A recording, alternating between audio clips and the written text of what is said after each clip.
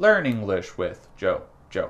Bonjour et bienvenue à Apprendre l'anglais avec Jojo. Aujourd'hui, une autre vidéo de homophones, 9 homophones dans cette vidéo. Je vais me concentrer sur la prononciation et si un mot est difficile, je vais vous donner un petit exemple ou une anecdote de ma vie aux États-Unis ou un truc comme ça. Donc, on va commencer tout de suite avec le premier. C'est les mots eight et eight. Eight, eight. Donc, tous les homophones, c'est un peu la définition d'un homophone. Ça se prononce pareil. Il n'y a pas une différence, même si l'orthographe est différente, parce qu'en anglais, on a les orthographes qui sont très bizarres, parce que ça vient de l'ancien anglais, et il y a des mots qui viennent du français, et c'est compliqué. Eight et eight. Donc, on a le chiffre 8, et on a le passé prétérit, le passé simple, on va dire, du mot eat, manger. Donc, c'est pas trop dur. On a une petite jeu, une petite blague d'enfant qui est comme ça. Why was 6 afraid of 7? Because 7 ate 9. Est-ce que vous avez compris? Parce que si oui, vous êtes très fort en anglais. Bravo, et sinon c'est pas grave parce que les blagues dans les autres langues, ça prend du temps de comprendre. Donc c'est un jeu de mots avec l'homophone. Why was 6 afraid of 7? Pourquoi 6 était effrayé de 7? Parce que 6 a mangé 8. Non, parce que 7 a mangé 9. Parce que le mot 8 et manger au passé, c'est la même chose. Donc, je sais pas, les blagues sont pas trop marrantes quand on explique tout. Le deuxième, c'est sell et sell. On a vendre, sell, et on a aussi les cellules, comme dans les prisons et dans les plantes, sell. Et en fait, dans tous les trucs vivants, sell. OK? Donc, c'est pas trop grave, celui-là, c'est assez facile. Ensuite, on a flower et flower. Et ça, l'orthographe est très bizarre. Je sais pas pourquoi, mais sont tous prononcés flower avec le son W. Flower. Ouais, la farine et les fleurs. Ensuite, on a here et here. Here et here. La prononciation est exactement la même chose. Entendre, to hear, et hear, ici. Je ne peux pas vous dire pourquoi c'est la même chose, mais l'orthographe est différente et on utilise le contexte pour comprendre ce qui se dit. Ensuite, on a un qui est un peu plus difficile, donc il faut bear with me. Il faut attendre, il faut essayer de comprendre. C'est bear et bear. Bear comme un ours, mais bear a une autre définition. Bear, c'est aussi de porter quelque chose. Le deuxième amendement de la Constitution américaine, c'est the right to bear arms. Ça veut dire le droit de porter les armes.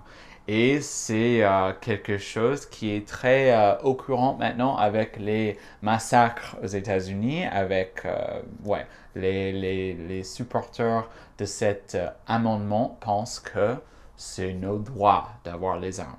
Bref, il y a aussi l'expression I can't bear it. I can't bear it. Je ne peux pas le porter. Je ne peux plus le porter. Ça veut dire j'en ai marre. Ça, c'est B-E-A-R. Mais il y a aussi le mot B-A-R-E qui veut dire nu. Donc, barefoot, ça veut dire pieds nus. I walk barefoot. Je marche pieds nus. Il y a aussi une expression the bare minimum. Le minimum nu, on va dire. Je crois que ça se dit pas en français. Si je fais le bare minimum, ça veut dire que j'ai fait... C'est très bas ce que j'ai fait, mais ça passe. Après, on a know et know. Et ça veut dire savoir et non. Et je ne sais pas pourquoi on a la lettre K qui est silent, qui est muet. Quelquefois, parfois, vous êtes très habitué avec les lettres en français qui sont muets, donc c'est pas trop grave pour vous, il faut juste faire attention. J'ai fait un peu de recherche sur ça, ça vient de l'ancien anglais et les K étaient prononcés à l'époque. Donc, ouais, donc on a gardé des trucs, des lettres muets, comme ça, même si ça se prononce plus. Je dois changer la langue anglaise. Quelques autres mots avec le K muet, juste pour vous. On a knee, le genou, et on a knife, un couteau. Donc, juste, ouais, c'est ça. Pendant que j'ai fait le montage, je me suis rendu compte que j'ai oublié de dire night et night avec ce même phénomène de K muet. Et je me suis rendu compte que j'ai dit qu'il y a des lettres muettes, mais c'est les lettres muettes. Désolé. Ok. Ensuite, on a hour et hour. Donc, le H n'est pas prononcé. Normalement, en anglais, les H sont prononcés. Donc, je suis désolé, c'est comme ça. Et j'ai vérifié qu'avec l'accent britannique, c'est comme ça aussi. C'est hour et hour. Il n'y a pas de H prononcé. C'est dur parce que parfois, comme le mot herb, en anglais britannique, c'est herb avec le son H. Donc, parfois, c'est compliqué avec les accents différents. Il y a un dernier, c'est do et do.